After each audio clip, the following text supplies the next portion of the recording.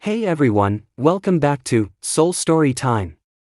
Today, we're going on a 15-minute ride through Mongolia, a land of epic history, ice-cold winters, livestock, camel beauty queens, and yes, fermented horse milk. Ready for a wild, funny, and easy-to-follow story podcast? Let's saddle up. Picture this. You're lounging on your couch, scrolling through TikTok, then, boom. A Mongolian warrior in a wolf fur coat crashes through your wall on horseback. He leans forward and goes, "Wanna conquer Asia and try fermented horse milk for breakfast?" That's right, welcome to Mongolia, the real-life land of warriors, nomads, throat-singing cowboys. Stick around, it's gonna be an epic story. Land of blue sky and extremes. Mongolia is roughly twice the size of Texas, but only 3.4 million people live there, more space per person than in a New York penthouse.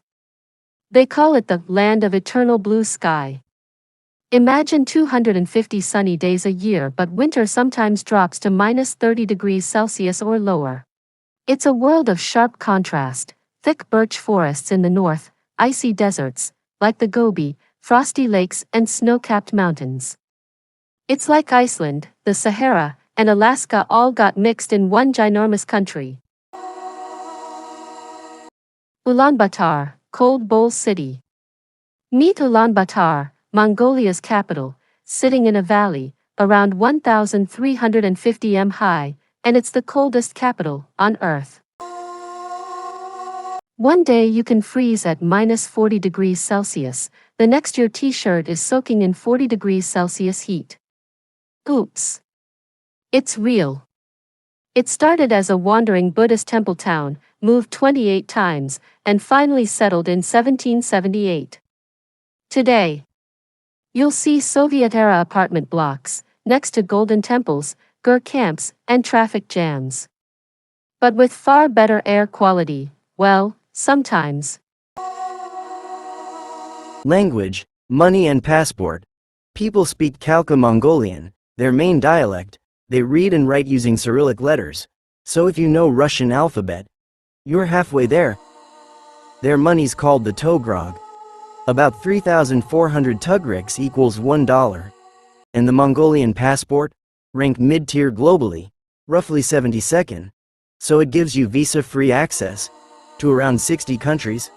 That's not Beyoncé level, but it does get you into Jamaica and Belarus. So hey, world tours possible. Ghengaz Khan, the ultimate rise. Well, he was born around 1162 near the Onon River. His name was Temujin. His childhood much liked a sad movie. Yep. No food. No tribe. Just silence and hunger. On the edge of the Mongolian plains, a young boy sits by a fire. He's cold, thin, and watching his older half-brother with narrowed eyes. That boy is Ghengaz Khan. Though he's not called that yet. Right now, he's just a survivor named Temujin, abandoned with his family after his father's death.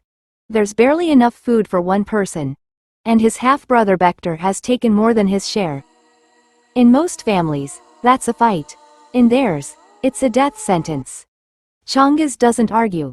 He picks up a bow, draws it tight, and shoots his own brother dead. Why? Because in his eyes, anyone who threatens survival is already an enemy. Even blood. That's the kind of thinking that would one day leave entire cities burning. As he grew, so did his ambition, and his ruthlessness. Ghengaz Khan united the Mongol tribes not with speeches or hope, but with war. With blood, and once he had them under his banner, he unleashed a wave of destruction the world had never seen. He didn't just fight battles, he erased civilizations.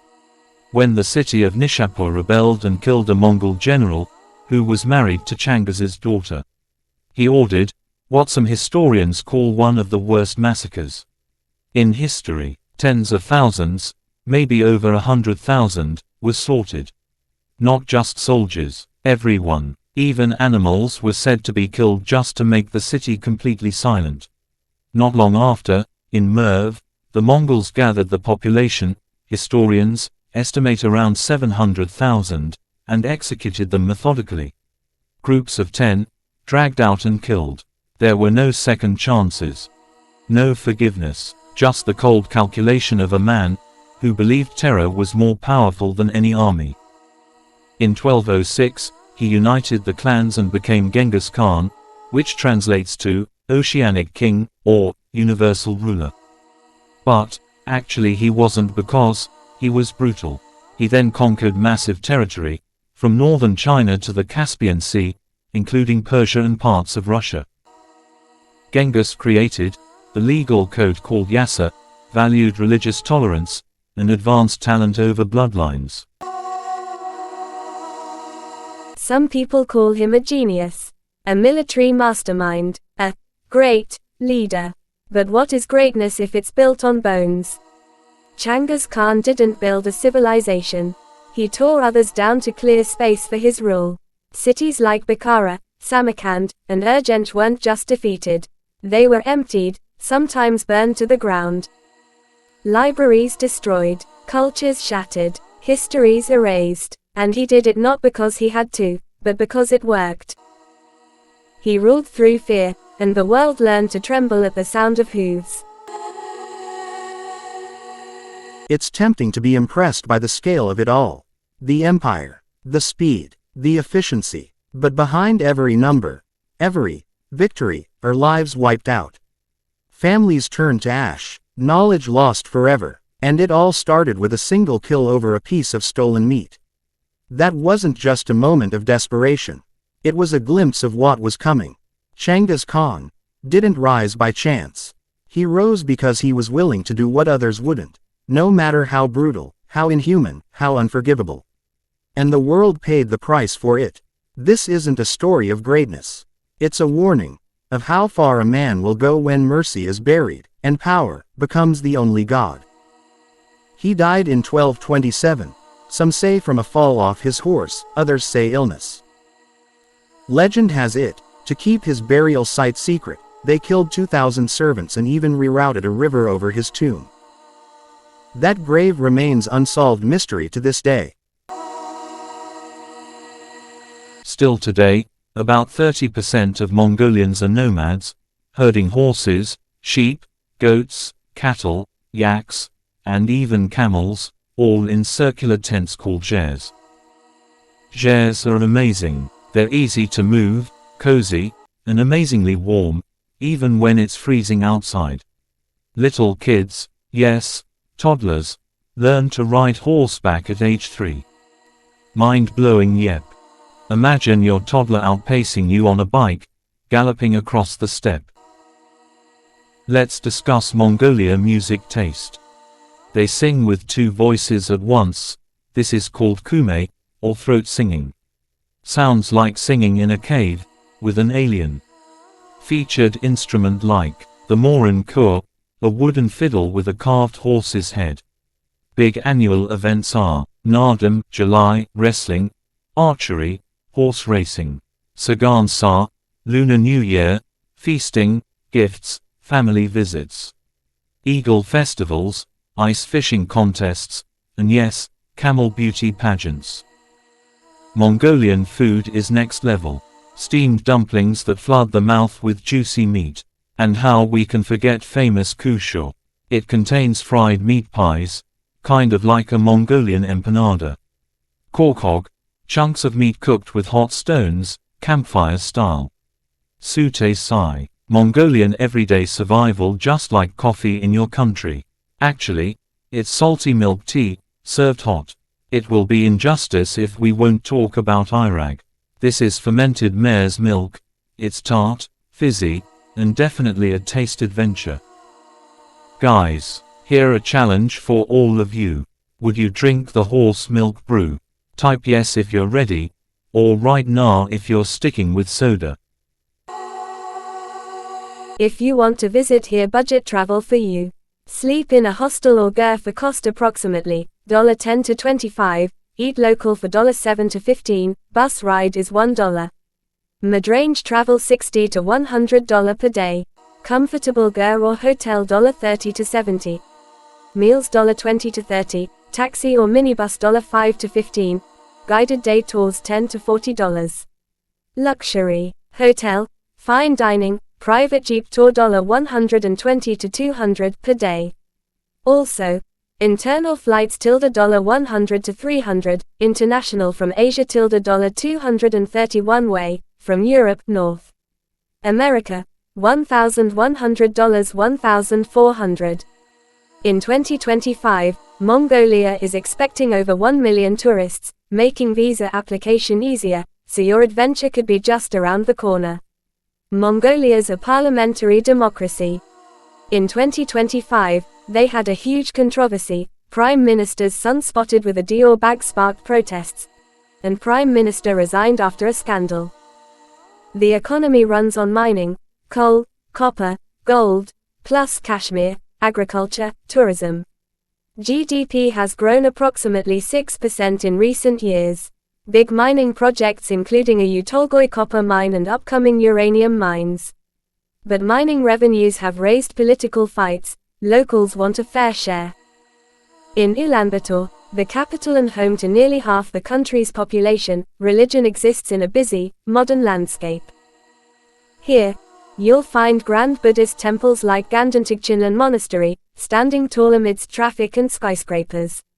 People might stop in to light incense before heading to work or university. In cities, religion is often more symbolic, part of festivals, weddings, or national rituals. Many urban youth identify as Buddhist, but they may not practice daily rituals. There's also a rising number of non-religious Mongolians, especially among the younger generations, influenced by global media and education. Now, let's ride out to the countryside, where the sky touches the earth and the old ways still breathe. Religion of Mongols. In rural Mongolia, religion, especially Tibetan Buddhism and shamanism, is more deeply woven into daily life. Families still consult lamas or shamans for guidance during births, deaths, or even before a big move. You might see herders whispering prayers as they milk yaks or traveling miles on horseback to attend religious festivals. In villages, people often mix shamanic rituals with Buddhist prayers. A city dweller might light incense, but a village elder may call upon ancestral spirits for protection. These practices connect Mongolians with their nomadic roots and the natural world. So, is religion fading in the city and thriving in the countryside? Not quite. Mongolia is changing, yes, but its faiths are evolving, not disappearing. Some young people are returning to temples, seeking meaning beyond the material and technology. International relation of the country. Mongolia is stuck between two giants, Russia and China, like cheese in a giant sandwich. It borrows energy from Russia and sells coal to China. Talk about playing both sides smartly. Cool Japan's a cool buddy too, sending cash and anime vibes. The US waves from afar like, hey Mongolia, wanna be friends? South Korea helps out with tech and K-pop dreams. Even Europe peeks in with travel brochures and democracy tips. But Mongolia's true love, its independence, like, thanks, but I ride my own horse. One unique fact about Mongolia Desert. The country has Gobi Desert. It is filled with dinosaur bones. You could dig them up yourself. Warning for you if you're curious to search Ghengaz tomb. You can't search for Genghis Khan's tomb because it's strictly forbidden or you can end up in jail. It's believed that, by chewing wild garlic you get good luck because it bond them with their horses. Well, it's weird for me. Mongols have big families. Average family have 4 kids. Kids are celebrated and cherished. We've galloped from the Gobi to modern Ulaanbaatar, from Genghis Khan's triumphant rise to nomadic toddlers speed racing on horses. Mongolia is a wild mix of ice, fire, festivity, and fierce tradition. It's the land of camel, horses, leopard and bears. Hey, would you sleep under the sky in a jeer, throat sing by a fire, and maybe down a glass of fermented horse milk? If you dare that Erig brew, smash that like button and comment, Erig champ. If you're sticking with soda, comment below. Don't forget to subscribe. For for more wild wonders from across the globe. Be your own hero, and I'll see you on the next epic journey.